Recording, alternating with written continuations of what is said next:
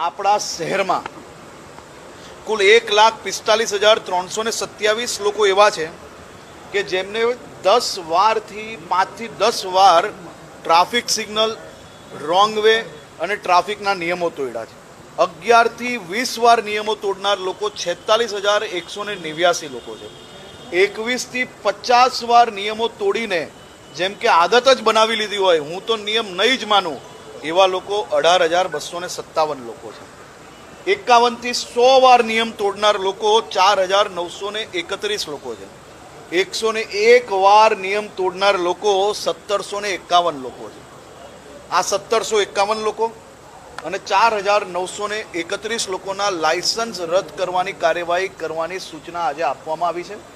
સાથે સાથે આરટીઓ જોડે મળીને પોલીસ વિભાગ દ્વારા આ 4,931 જેને 51 થી 100 વાર નિયમ તોડી લીધો છે, કોઈનો નિયમ એને લાગતો જ નથી.